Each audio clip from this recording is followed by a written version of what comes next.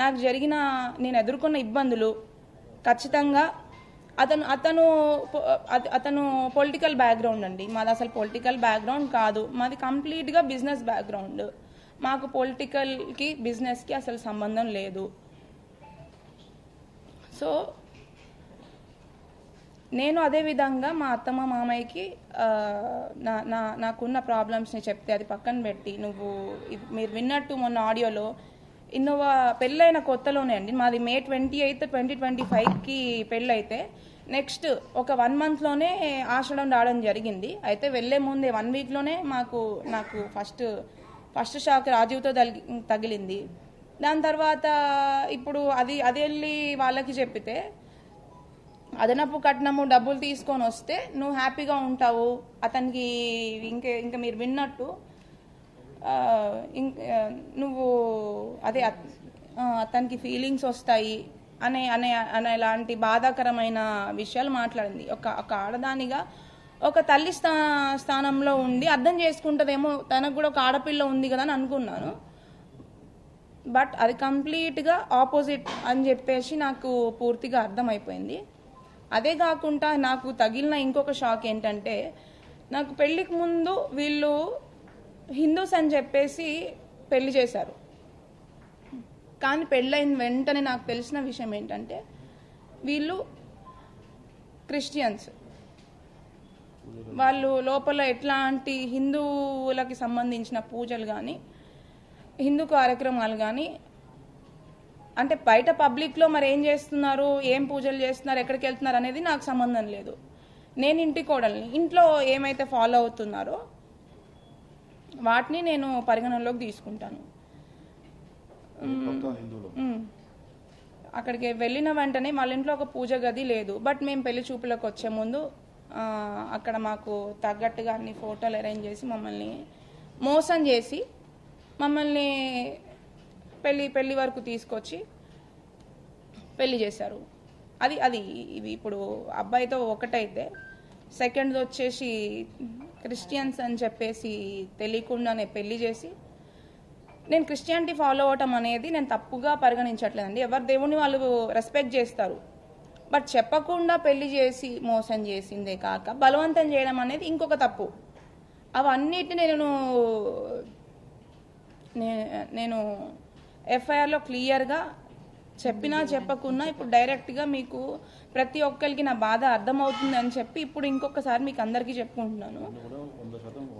ఎందుకంటే అవన్నీ కూడా నేను చెప్పిన దాంట్లో 100కి 100% ట్రూత్.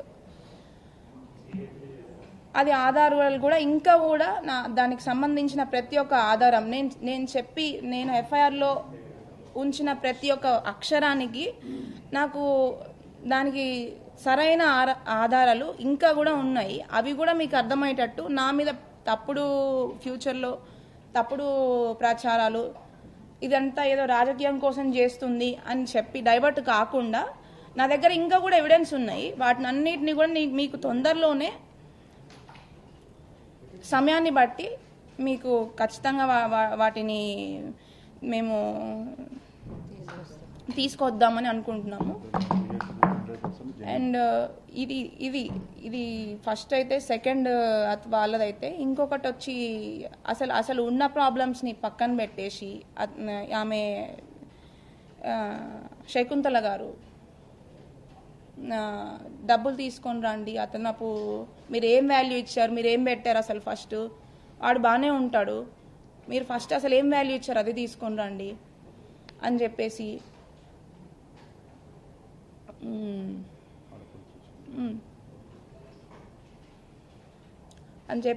అన్ని రకాలుగా. అండ్ నేను ప్రతి ఒక్క రోజు అక్కడ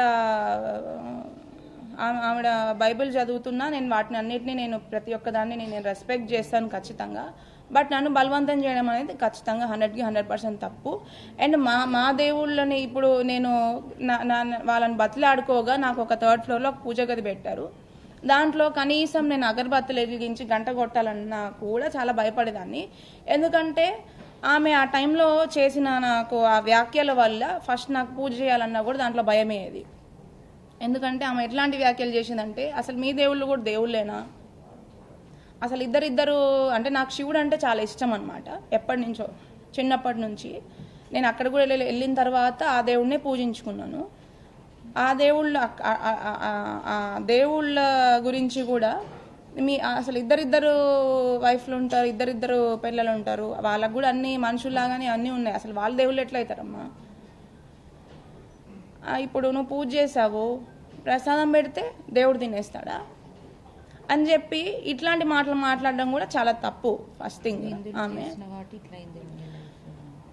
ఇంకా నువ్వు హిందువు, మీ దేవుళ్ళు నమ్ముకున్నావు కాబట్టి నీకు ఇట్లా అయిందేమో, మా దాంట్లోకి వచ్చేసేయి అని చెప్పి ఇట్లాంటి మాటలు మాట్లాడేదనమాట. నేను ఎప్పుడు కూడా వాళ్ళ దేవుళ్ళని అయితే నేను తప్పుపట్టలేదు. ఎవరి దేవుడు వాళ్ళకి,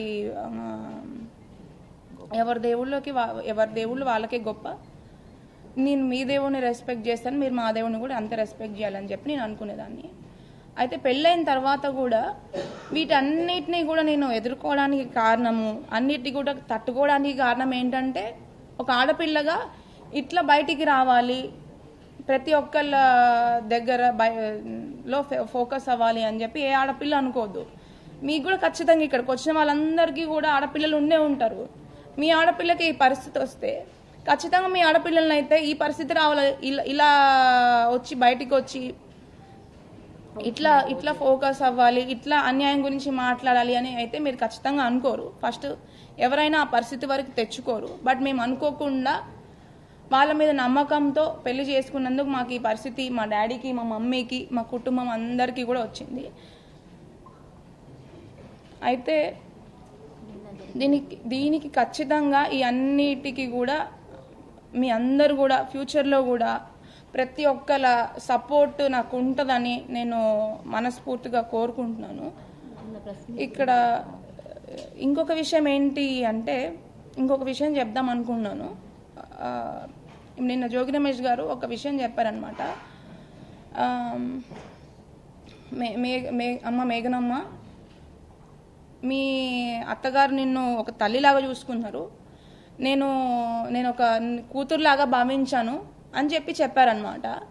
మరి తల్లిలాగా నాకు గోరుముద్దలు తినిపించి ఉంటే ఈరోజు నాకు ఈ స్థితి ఎందుకు వచ్చేది? ఆమె తినిపించింది నాకు గోరుముద్దల్లాగా లేవు, విషపు ముద్దలు. పెళ్ళికి ముందే అతని కొడుకు ప్రాబ్లం ఏంటో తెలిసి, పెళ్లి తర్వాత చాలా ప్లాన్డ్గా దీన్ని ప్లాన్ చేసి నన్ను అన్ని రకాలుగా ఇబ్బంది పెట్టి దీన్ని క్లోజ్ చేద్దామనే ఉద్దేశం వాళ్ళకి ఫస్ట్ నుంచే ఉంది, పెళ్ళికి ముందే ఉంది. ఎందుకంటే ఖచ్చితంగా చిన్నప్పటి నుంచి ఫస్ట్ నుంచి వాళ్ళ పిల్లలకి వాళ్ళు ఎట్లా పెరుగుతున్నారు, వాళ్ళు ఎక్కడ ఉంటున్నారు, ఏం చేస్తున్నారు, వాళ్ళకున్న ప్రాబ్లమ్స్ ఏంటి, ప్రతి ఒక్కరికి వాళ్ళ పిల్లల గురించి వాళ్ళ తల్లిదండ్రులకు తెలియకుండా ఉండదు. అది కామన్ పాయింట్. నేను ఖచ్చితంగా మళ్ళీ ఎవరికి చెప్పాల్సిన అవసరం కూడా లేదు.